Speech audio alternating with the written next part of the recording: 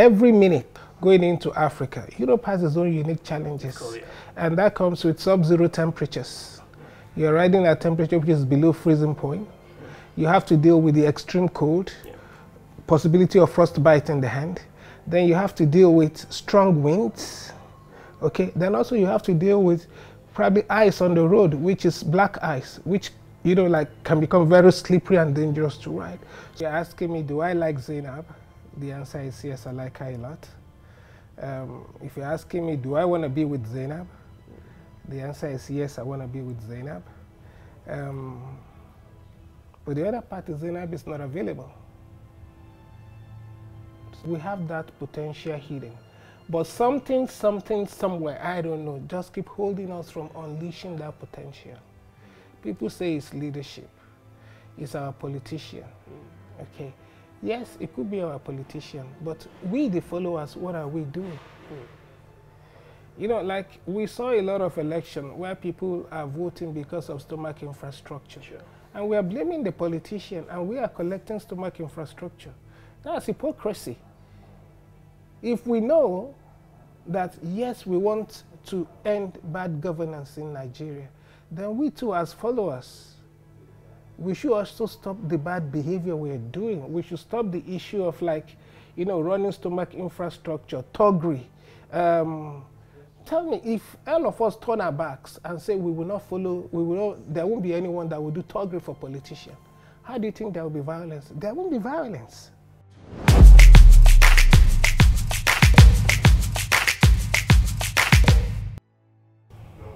Enigmatic Mr. Kunle Adeyanju. Call him history maker, call him champion, call him a patriotic Nigerian. Mr. Kunle Adeyanju, an Offa-born Nigerian, embarked on a journey from London to Lagos. He came to Nigeria and was welcomed by people because his motivation for the journey was well appreciated. This is Rahman Abiola Toib, Head of Human Interest and Diaspora News, reporting live for Legit.ng.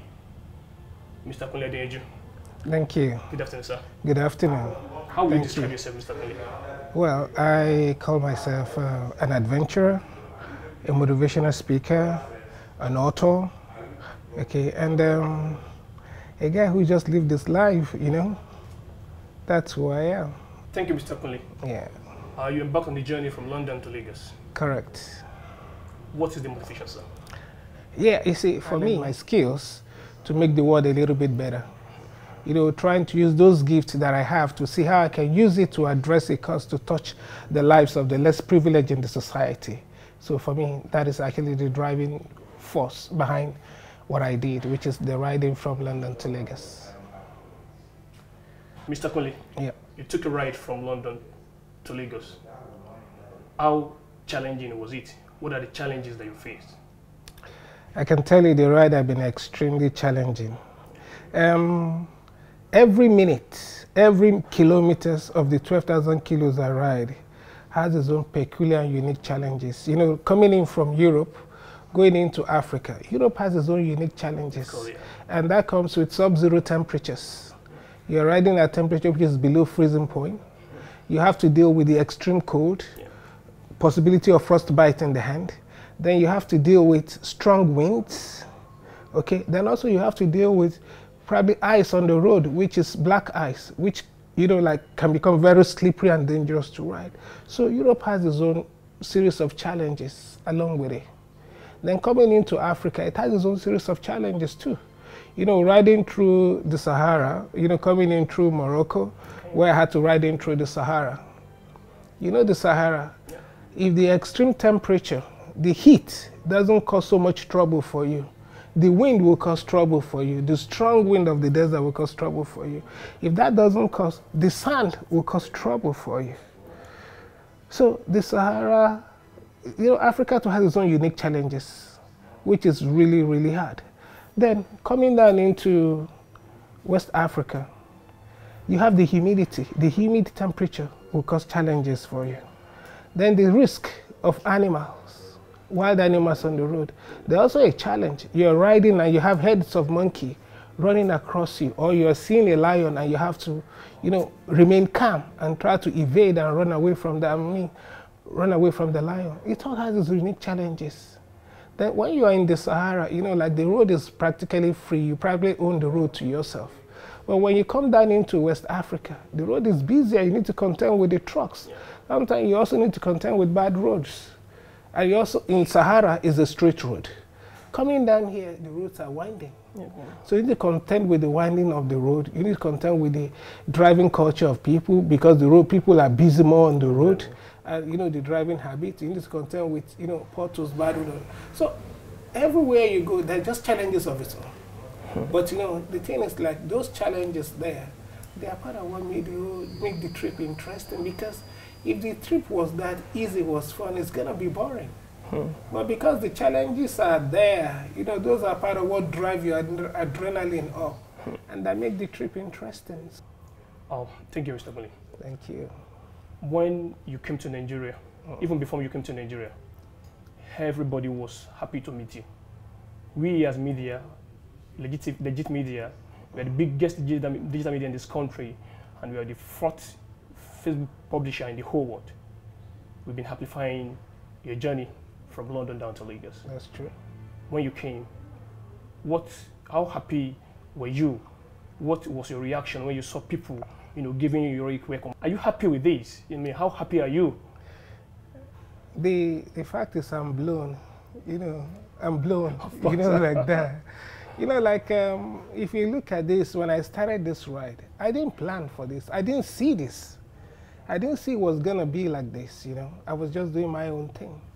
But when it took this dimension, as they say, you can't tell where nature is taking you. Exactly. You just keep doing your own thing. But whatever nature lays on your path, you ride the waves. And that's what I'm doing. So when I saw the huge number of people at the border, I couldn't believe it. And I said, this is for me.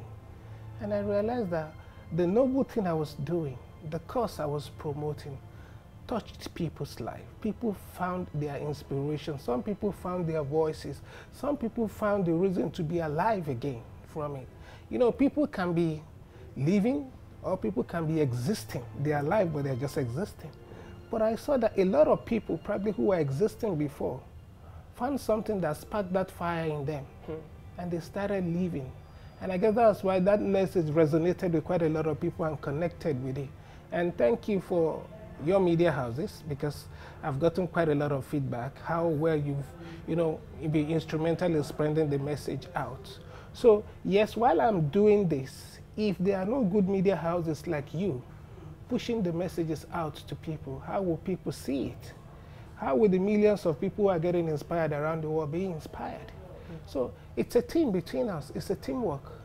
I didn't do it alone. We all did it together. Yes, I was the guy in the front line. But, like they say, the tallest oak tree in the forest didn't just become the tallest oak tree in the forest. Because when it was probably lucky to have been planted on the right soil that has better nutrients. Also, when it was growing up, it was lucky because the bigger trees protected it from the scorching sun of the forest, as the sun would have dried it out. Also, the bigger tree shielded it from the strong wind of the rains in the forest, as it would have been uprooted. So, why the tallest oak tree became the tallest, it got support to become the tallest tree. So, like on this ride is successful today. We are inspiring millions of people around the world because people like your media houses too join the wave and help us to spread the message out. That's why we have that huge impact in society. So I say thank you to you guys too. Mr. Kunle, you are an incredible man. Thank you. So this adventure, can you do it again? What next? Actually, yes, I'm doing it. Like my kind of person, I'm a guy who like planning. This ride actually took me a year to plan. Okay. And by virtue of the kind of thing I've done for myself, the kind of places I've worked, I'm a kind of guy who, while I was working, I built business plan for companies. What are we doing now? How are we going to be running this business in the next 5 years? How are we going to be doing it in the next 10 years? So it's the same thing I do for this company I do for my life. I plan ahead. In the next 5 years, what do I want to do with my life? In the next 10 years, where do I see myself? So all those things I want to do in the next 10 years is lined out.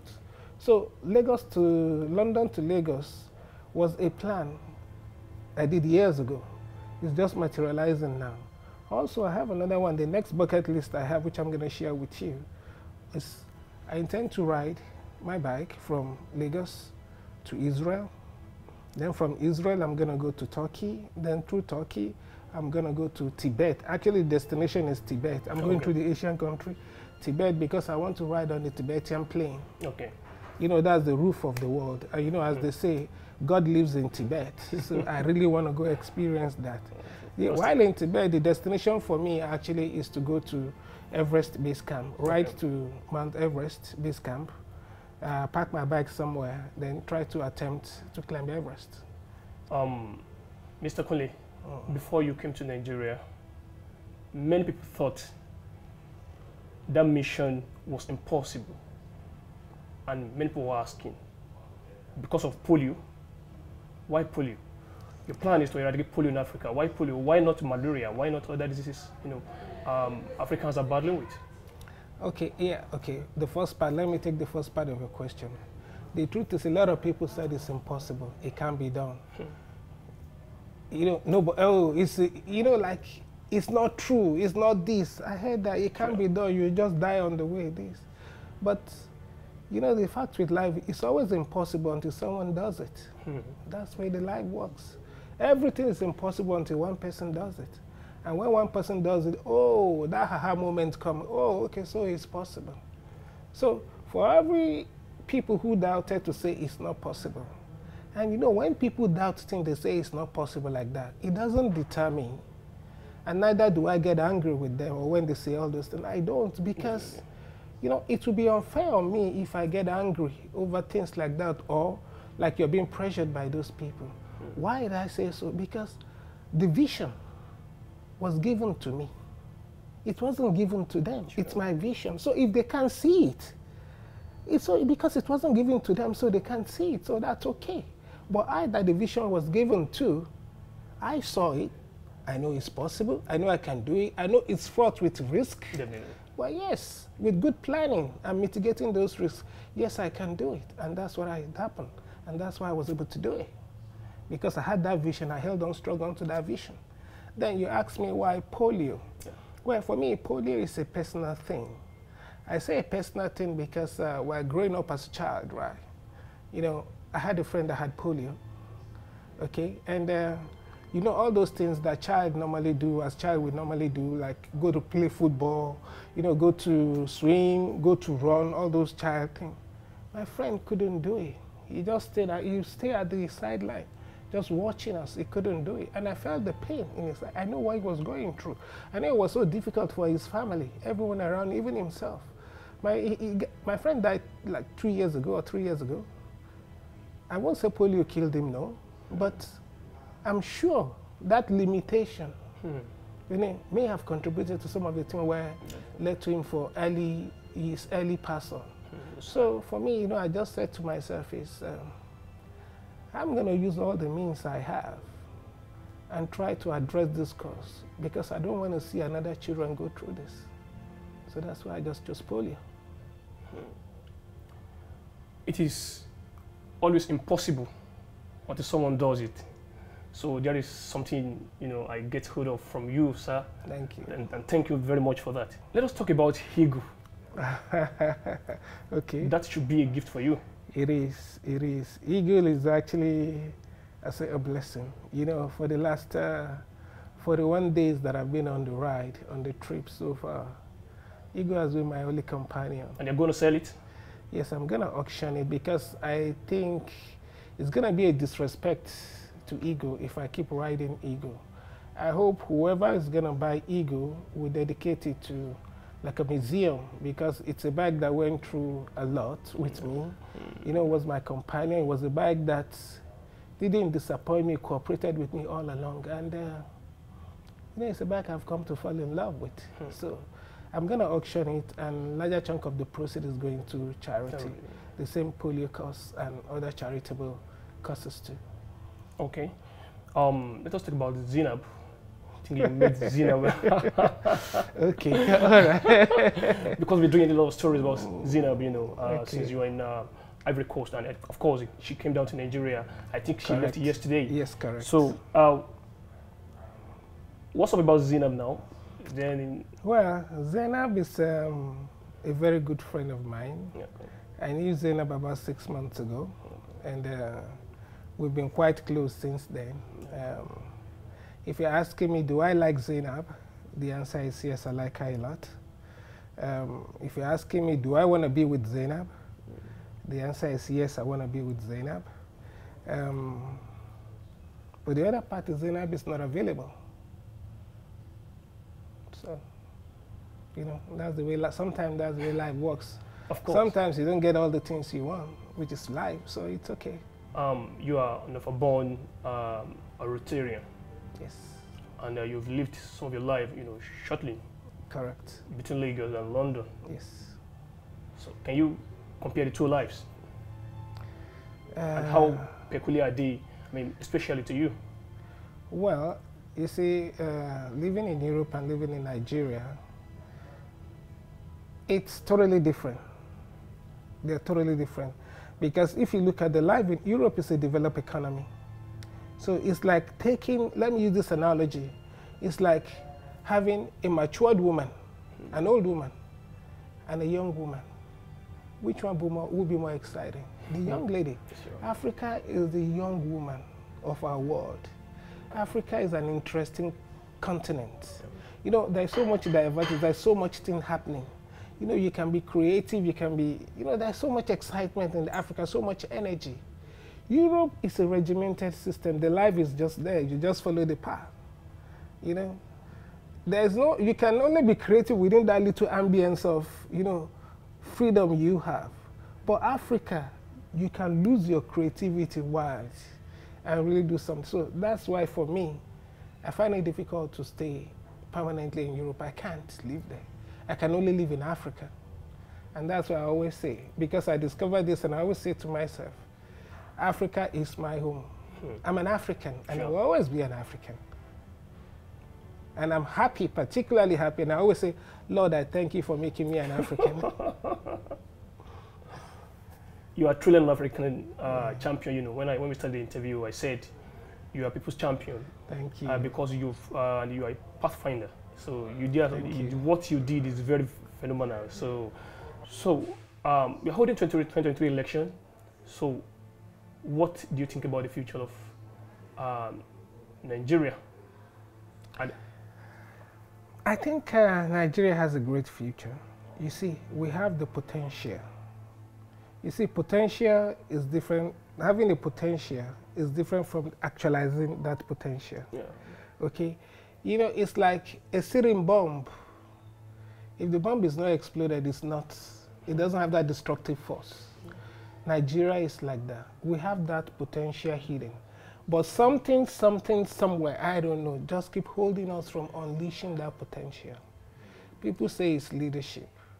It's our politician. Okay.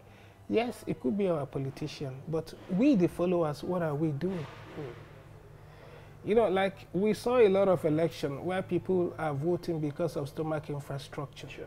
And we are blaming the politician and we are collecting stomach infrastructure. That's hypocrisy.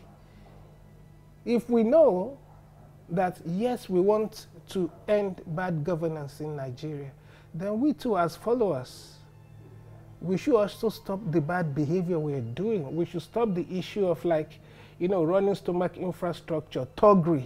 Tell me, if all of us turn our backs and say we will not follow, there won't be anyone that will do thuggery for politicians, how do you think there will be violence? There won't be violence. But it is these same people who are complaining that the same people that will go and start into violence during an election or something. Or it's the same people who are complaining that, oh, bad governance, bad governance. When it's time to do stomach infrastructure, they will be the one in the front to collect, to sell their votes. It's quite sad. So that's hypocrisy. Yeah. So while we are pointing fingers at the politicians for bad governance, we also ourselves, we should be disciplined. We should our allegiance should be to our country. I see a lot of Christians call themselves spiritual Israelites. But they are not doing what the spiritual Israelites are doing. God said, I have given you the land, go in and possess. But did Israel stop there at the gate still praying? They went to do the work. Nigerians would rather prefer to spend all their life praying and not doing the work. How do you think it will happen? So God will come down and do it? So if we know we want to change things, then we should actually go out and do those things, those acts that will make change happen. I mean, you look at, I'm not going into religion, but that's the main problem we're having. Go to Israel. I've been to Israel like 5, 6 times. Yeah. You'll be amazed how hardworking people are. Can I say the same for my country? The answer is no. I've seen the culture of people. People want quick gratification. People don't want to persevere. People don't want to, put in that effort. Everybody wants to write a private jet, Aliko Dangote today. It doesn't work that way. It took him probably maybe 30 years to get there. Yeah. And he worked hard, extremely hard. But people will see that and say, oh, it's because he has government connection. Okay, is he the only one with government connection? What about the thousands of other people who have better connection than him? Sure. So it is hard work. And that's what our culture our youth lack in Nigeria. We need to be hardworking. We need to stop this idea of quick gratification. All this, and that's what is fueling all this Yahoo move. We need to stop it. We need to change, the name of our country for good. Our country is blessed. We need to stop this. If we continue to do this, we are soiling the name of our nation. And it saddens me. And that is why when I was going to go on this ride, I designed the flag. And the first flag I put there was the Nigerian flag. Because I'm proudly a Nigerian. No matter what anybody says. Anywhere, in Europe, from London I started. Even before I moved, I flew that flag and I rode around the city of London. I went to Westminster, I went everywhere, and the Nigerian flag. Police stopped me and said, oh, what are you doing? I said, is there anything wrong with me putting the flag on my bike? And they said, oh, no, okay, we just want to ask what you're doing. I said, no, I'm just riding my bike and I'm displaying my country. And that's it. I didn't commit any offense. There's no law that I can't put a flag on my bike.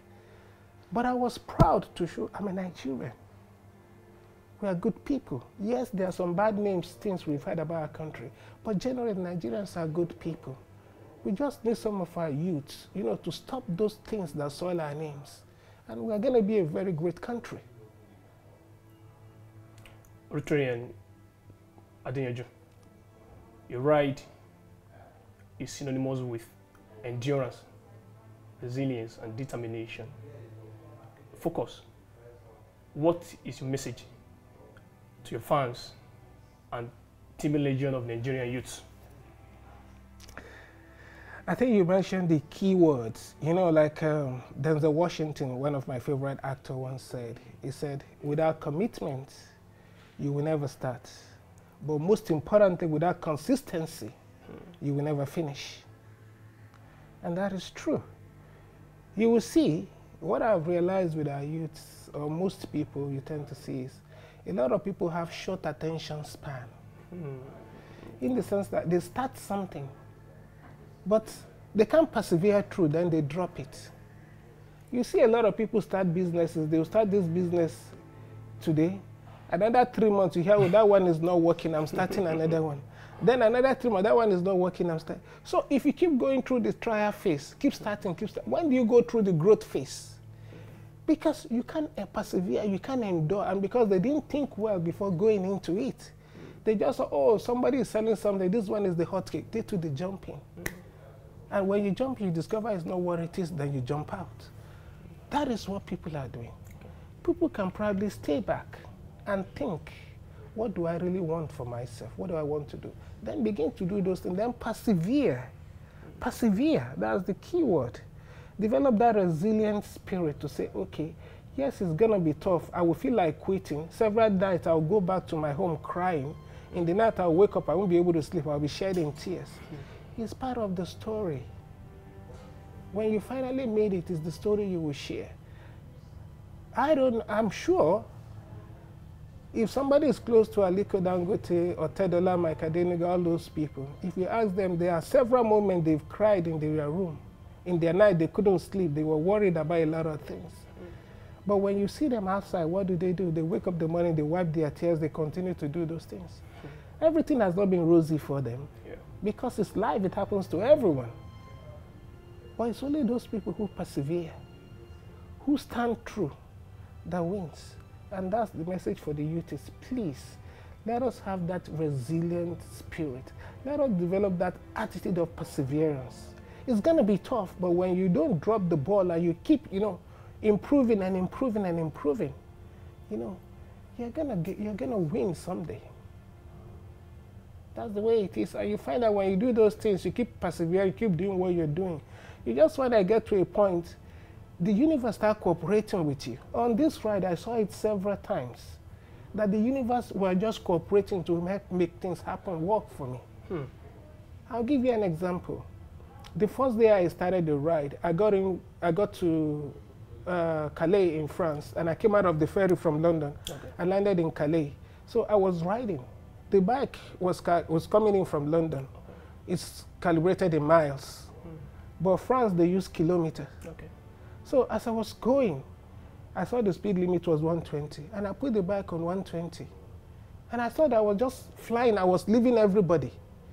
I just thought, well, maybe they are not in a hurry, or they are not going everywhere. We are not going the same place. We don't have the same plan.